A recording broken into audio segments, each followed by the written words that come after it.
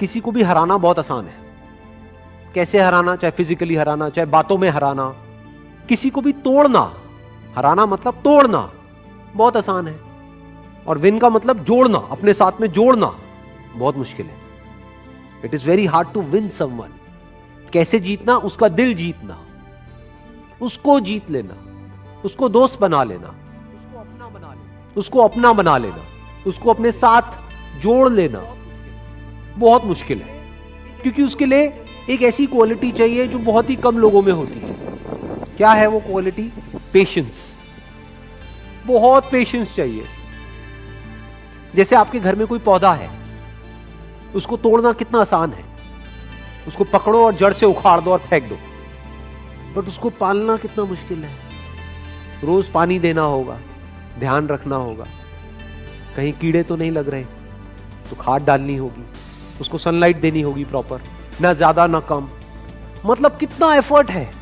उस पौधे का ध्यान रखना कितना मुश्किल है। बिल्कुल इसी तरह से जैसे एक पौधे को मेंटेन करना होता है, ऐसे ही रिलेशंस को मेंटेन करना होता है। किसी भी रिलेशन को खत्म करना बहुत आसान है, बट उसको समझना, उसके पॉइंट ऑफ व्यू को समझना बहुत मुश्किल है। और मजे की बात क्या है, हमारा जो पूरा का पूरा एजुकेशन सिस्टम है, it is all about defeating someone, not winning someone. उसकी तो कहीं बात ही नहीं होती। जब भी कोई बोलता है कि मैंने टॉप किया है, इसका मतलब क्या? कि बाकी सबको मैंने पीछे छोड़ दिया है। देखो मेरे को ये मेडल मिला है, गोल्ड मेडल मिला है, क्यों? क्योंकि मैं रेस में फर्स्ट आया हूं। मतलब क्या? मैंने बाकी सबको हरा दिया है। I have defeated everyone else.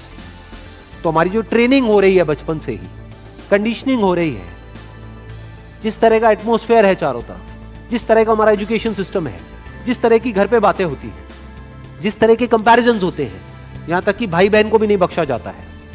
आपस में लड़वा देते हैं कि देख तेरी बहन कितनी अच्छी है पढ़ाई में, तू कितना गया गुजरा है, तू कितना निकम्मा है। तो ये क्या किया जा रहा है? कंपटीशन करवाया जा रहा है और एक दूसरे को पीछे छोड़ने की कोशिश करी जा रही है। चारों तरफ किसी दूसरे को हराने के बारे में सोचा जा रहा होता है। तो ये तो हमारी रग रग में दौड़ रहा है। किसी को तोड़ने के लिए जो चाहिए वो तो हमारी रग रग में दौड़ रहा है। तो सवाल ये उठता है कि किसी को जोड़ने के लिए, किसी से जुड़ने के लिए और किसी को अपने साथ जोड़ने के लिए, किसी को अपना बनाने के लिए क्या क्वालिटीज हमारे अंदर होनी चाहिए, वो समझना पड़ेगा और वो अपने अंदर डेवलप करना पड़ेगा। उसके अंदर सबसे बड़ी क्वालिटी होनी चाहिए पेशेंस। दूसरी होनी चाहिए केयरिंग एटीट्यूड।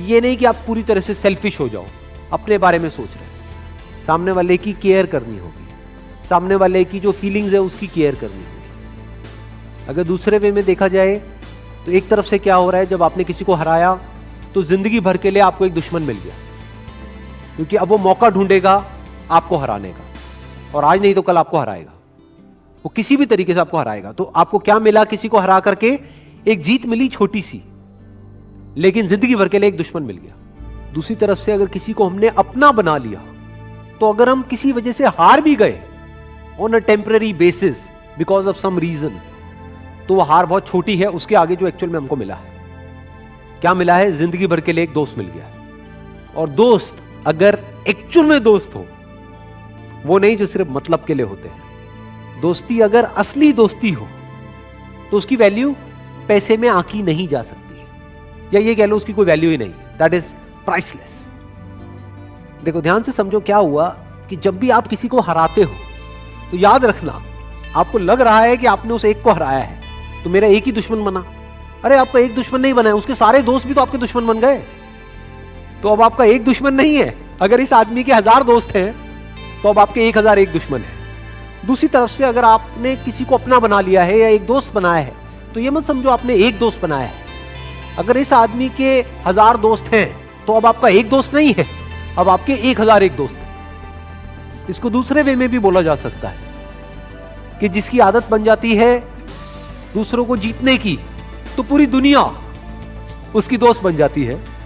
और दूसरी तरफ से जिसकी आदत है सिर्फ दूसरों को नीचे गिरा करके खुद ऊपर उठने की, कि दूसरों को हरा करके खुद जीतने की, उसकी पूरी की पूरी दुनिया ही दुश्मन है। आज नहीं तो कल उसको ये समझ आ जाएगा, पूरी दुनिया उसके अगेंस्ट हो जाएगी। और इस तरफ से अगर किसी के अंदर ये क्वालिटी है तो पूरी दुनिया उसके साथ में आकर के खड़ी हो जाएगी। और इसमें सबसे बड़ा एग्जाम्पल है वो जहां से कि कोटेशन आ रही है, यानी कि डॉक्टर एपीजे अब्दुल कलाम।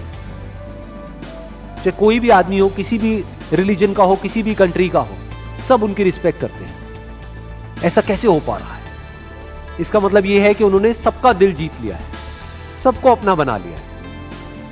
अभी आप लोग जो मुझे वीडियो में देख रहे हैं, मैं आपको स्ट्रांगली रिकमेंड करूंगा कि डॉक्टर एपीजे अब्दुल कलाम की एक बायोग्राफी है जो कि गुलजार साहब ने लिखी है।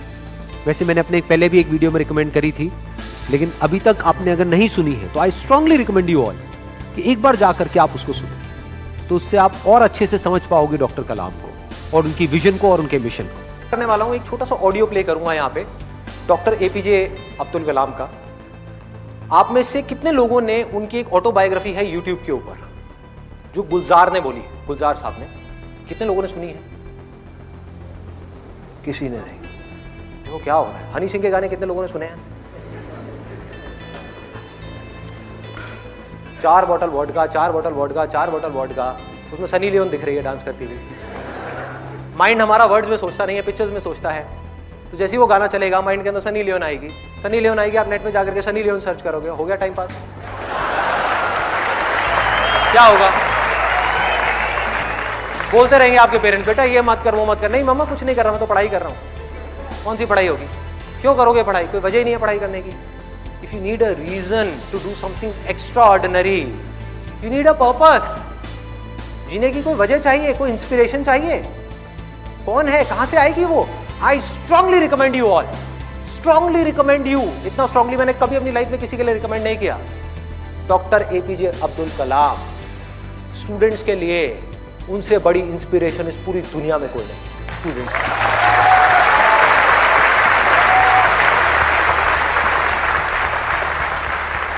हम एक काम करने की सोचते हैं, करना शुरू भी नहीं करते, सिर्फ सोचते हैं कि हमको ये काम करना है, और सामने से 4 लोग आ जाते हैं रोकने के। 4 लोग आ जाते हैं तरह तरह की बातें करने के लिए कि ये नहीं हो सकता। अरे बड़ा इम्प्रैक्टिकल सा आइडिया। जब कोई नहीं कर पाया तो तू क्या करेगा? होता है ऐसा? कितने लोगों के साथ ऐसा हुआ है? सबके साथ हुआ है और होता रहता है। और मेरे साथ तो पता नहीं कितनी बार हुआ है। किसी के साथ कुछ ज्यादा ही हुआ है लगता है। लगता है उनको राह चलते भी, मेट्रो में भी कोई मिलता है, अबे तू नहीं कर पाएगा चल।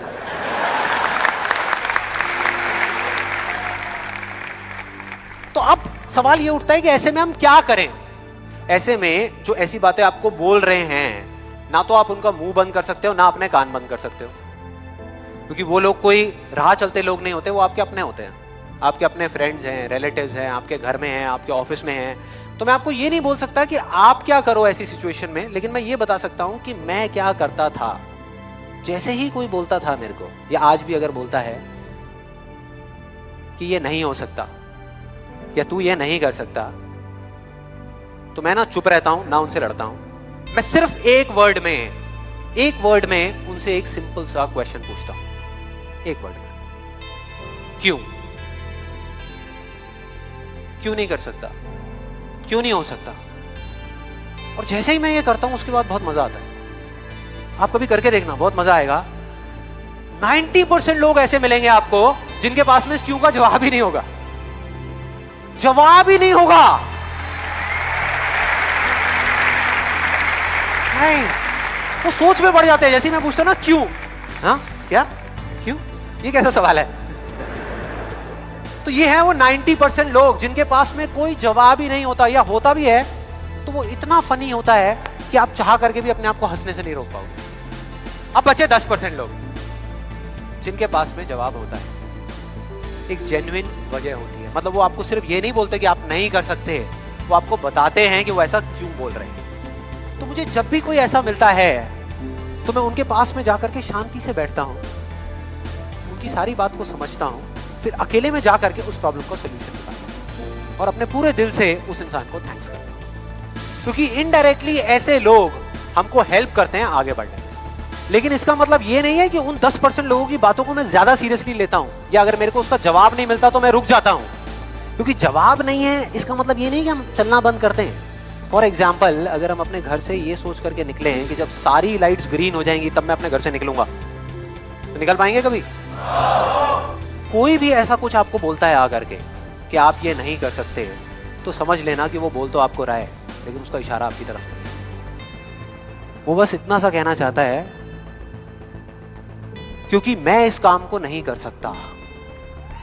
वो बस इतना सा कहना चाहता है, क्योंकि मैं इस काम को नहीं कर सकता, या मुझे नहीं पता कि इस काम को कैसे करना है, इसलिए मुझे लगता है कि इस पूरी दुनिया में कोई भी नहीं कर सकता।